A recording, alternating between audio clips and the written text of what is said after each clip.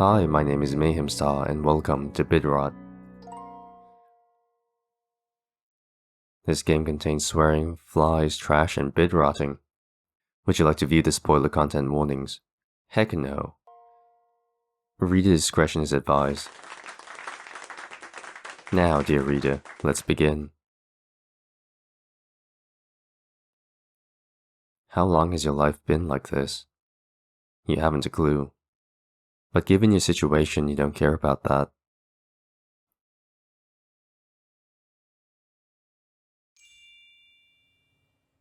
Rise and shine, Alice Abbott. Isn't this... This is very Andy and Lele art style-esque. Dare I say that?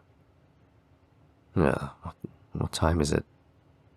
Can I actually hide this screen? No, I can't. Oh, I see. This is actually made using a RPGMaker? What time is it? The time really shouldn't matter to you, not when you're just gonna stay inside all day. Whatever. I'm just gonna do what I do best. Sit and watch TV. It's gotten so bad that you can't bring yourself to get out of bed. In order to look around, you find yourself having to click on everything in the room. You would have lost your head without this lovely contraption.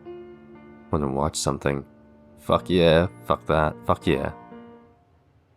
You switch the TV on, just like every single day. People always tell you to be consistent, and here you are, constantly staying in bed and watching TV. Even though you do this every day, the TV's flickering light still burns your retinas. You switch through the channels.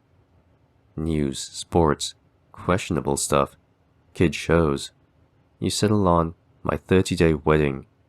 Yes, you know that just about everything in that show is staged. But you like it. You like seeing these people be so petty towards each other.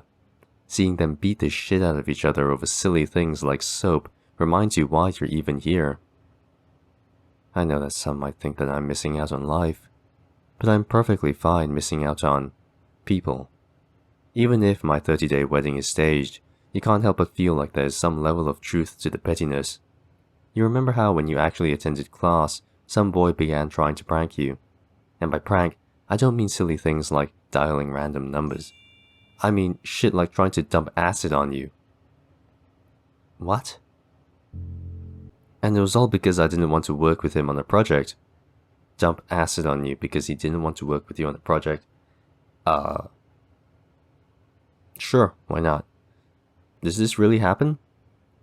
Maybe I came across too harshly when rejecting him. A massive part of you believes that the world is a shitty place, but the idea that maybe it's your fault is tempting. You sit back and think on it some more. At least if something's your fault, you can fix it. You switch to the news channel and you feel like you're watching something informative. It's very hypocritical. Even if something's your fault, you can fix it. Well, if it's your fault for staying in bed, get up. Just get out of bed. Actually fix it. Throw the trash out. Stop watching TV. Good evening, citizens of Libretto City? Sorry. Good evening, citizens of Libretto City. Evening? You're not surprised, more disappointed in yourself than anything. You used to wake up at the crack of dawn to get shit done. Now you wake up at the crack of dusk to lay and rot. You bring your attention back to the TV. Thoughts aren't good for you. Today we bring you a grisly case. A murder. Another one, just like every day. Yes, I know that you're seeing this shit every day, but this one is so bad that we have to show you. You zone out a bit while the reporter talks about the crime scene. About how the victim was found under Cardinal River with half of her face burned off. And her... Ooh. That's pretty terrible. The victim was named Emma Greenwood. Your ears perk up. You remember that she was one of your classmates, back when you went to class. And she was also one of the only people to check up on you. You're sure she was a good person. She sure as hell didn't deserve to die in such a horrific way. Why is the world like this? How is it that you could do everything right and still have something horrible happen to you? That. You decide to sleep again. And just like every other night, you don't dream. On one hand, if you don't dream, you can't remind yourself that this situation does suck.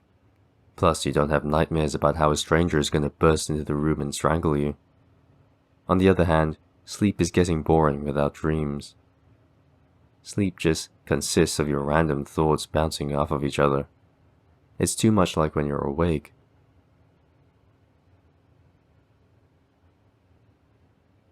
Rise and shine, again. Even though you got well over half a day of sleep, your eyes are still glued shut, not to mention that the sunlight makes you want to clamp your eyes.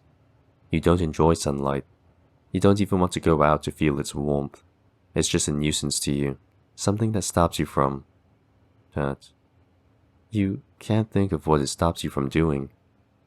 What am I doing? What am I doing with my life? Rotting away, that's what. It's in moments like these where you question everything. No, you didn't question it when trash began piling up in your room.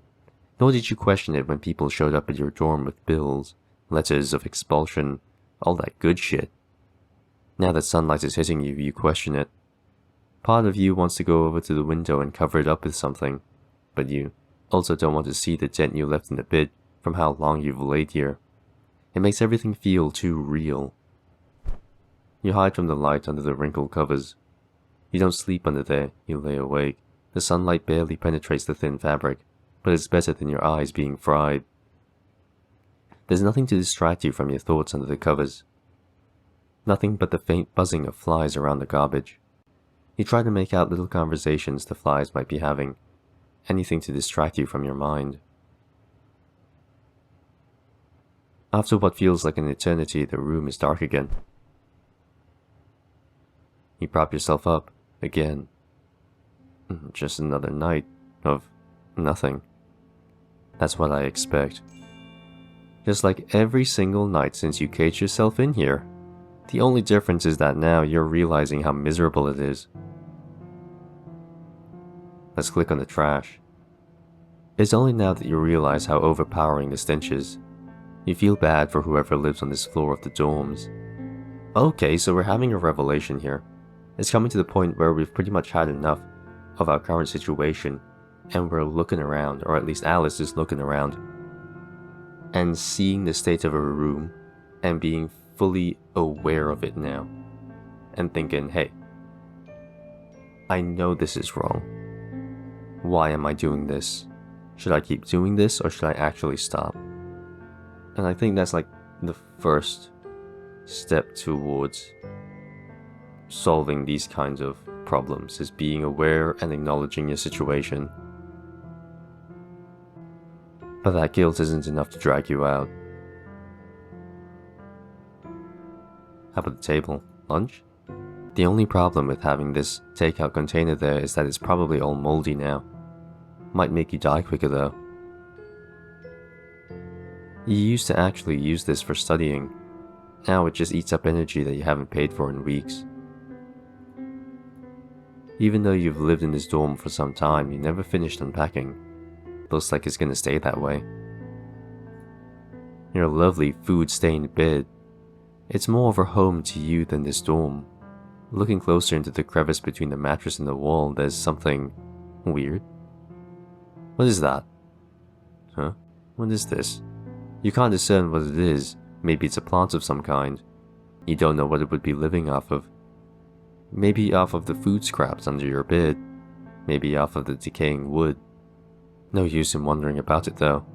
No use in wondering about anything now. You lay back in bed, stomach completely empty. As the days go on, you feel like your head's becoming more empty.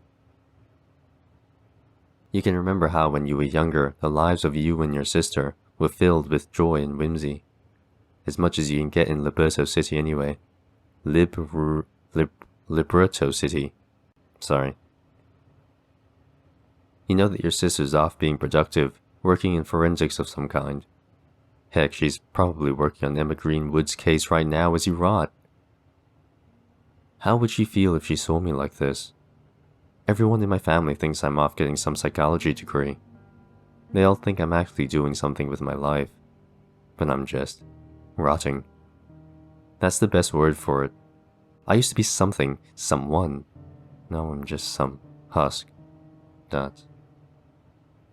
You remember when Emma came to check up on you? She asked if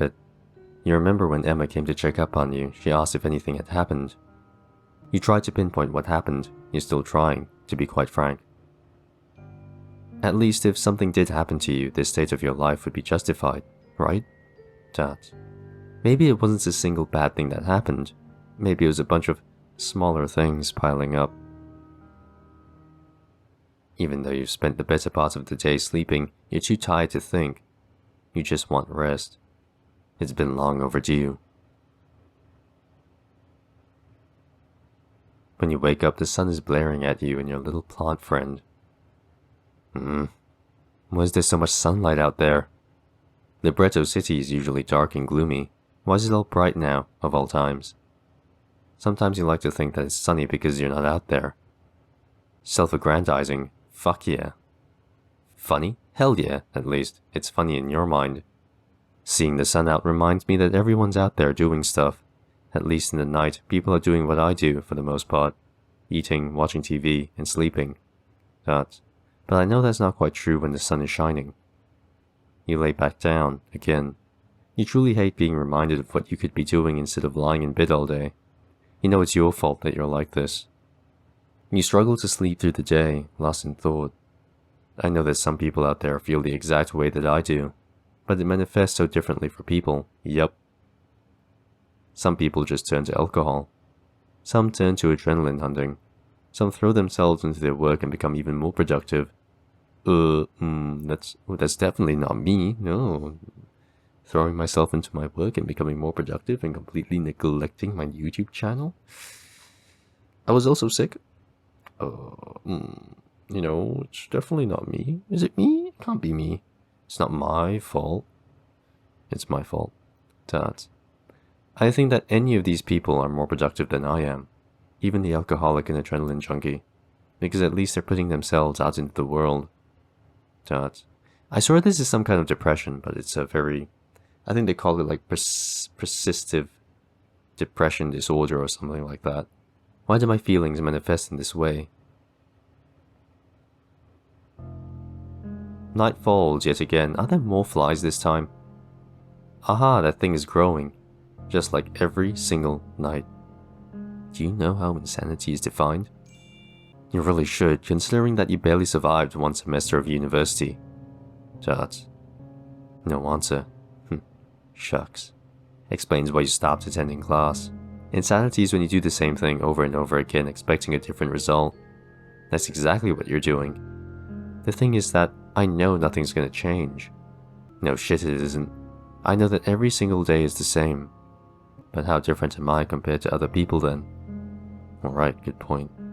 The way that you view it, with regards to insanity, you're the same as most people. People go to university expecting to outshine their peers, even if they're reusing the same study habits from high school. People go to work every single day doing random stuff for an apathetic boss, expecting that out of all the other employees, they'll be the ones to get rich. Not necessarily. I think some people are just out there trying to earn a decent living so they can live a fulfilling life outside of work. It's all the same to you, except for the fact that society doesn't consider what you do to be productive. You do miss blissful ignorance. You hate being able to see the systems for what they are. You hate how you can't just go along with it like everyone else. Even though it is all the same, the difference is that those people are happy. Well, they're happy because they have things that they do outside of the mundane, everyday work life. Oh, don't be such a Debbie Downer. Maybe you should watch some TV to return to your usual state of apathy. No. At this rate you're going, you'll never make it there. The door? The wall looks to be a tad bit moldier than usual. This plant looks different from yesterday. Smells different too. Looks like the TV is off. You don't remember turning it off. Guess they finally got the power. Explains why the lamp is off. This day was coming. And now your one source of entertainment is gone. All that can keep me occupied now are my thoughts, or sleep. What does it matter that the power's gone? Most of the time is spent sleeping and thinking anyways. White noise rings in your mind, your stomach growls with hollowness, and your eyes just don't want to stay open. Regardless of if you sleep for 3 or 18 hours, your eyes want to stay clamped shut in eternal slumber. Your eyes give in and darkness is all you see. Your other senses are heightened, but even they feel dull. You know that it smells slightly worse in here than usual. You're used to the stench of mold and rotting wood, but you're beginning to pick up the odor of decaying meat. The flies are gonna love that. What the hell's going on? You wake up from another dreamless night. That's good. Nothing to remind you of what you could be doing or missing out on. And it's night. You either slept for only a few hours, or for an entire day. I'm probably gonna fall right back to sleep any minute. You're starting to wish that you stayed asleep forever. This plant looks different from yesterday, smells different too. You think that this might be the source of that decaying odor. Wouldn't make much sense though. How could a plant be growing and decaying? You haven't bothered to clean that up. Too much of a hassle when you already live in filth. I clicked on the coffee cup, by the way. A very useless TV. Looks like the floor has become your trash bin for tissues. I clicked on that white piece of paper on the ground. It's close to blocking off your exit. It's not like it matters. I was never going to leave in the first place. Let's save really quickly just in case. I was never going to leave in the first place. Quite the thought of despair here. But it's true. There's nothing out there for you. You're sure that no one in your family cares. You're sure that even if you finally did go out, you'd be miserable. Hell, the one person you remember being kind to wound up dead. What does that mean? Does it mean that you have to resort to assholery if you want to live? The worst part of it all is that even after thinking about it, you don't even know the root of your issues. Maybe it was just a bunch of small things snowballing up to make something massive. But you can't even figure out the smaller things. You fall back to sleep. For a long, long time. And again it's dreamless. You've come to realize that maybe you don't dream because your mind itself is a prison.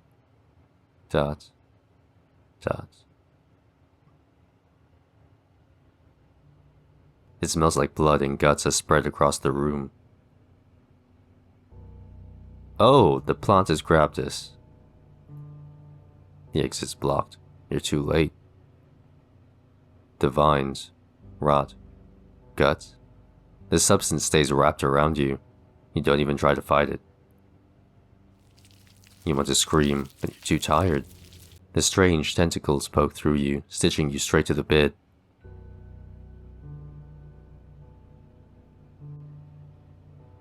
You never intended to leave in the first place. Not for a long time, at least. But now that you're truly chained to the bed, you expect to regret it all. You don't. You had no dreams to live for. So your nightmares become your reality. End Bedrot. And that should be it. There is only one ending. If we press continue, yeah. Alright, my name's Mayhemstar, and I'll see you next time. Bye-bye. Bye.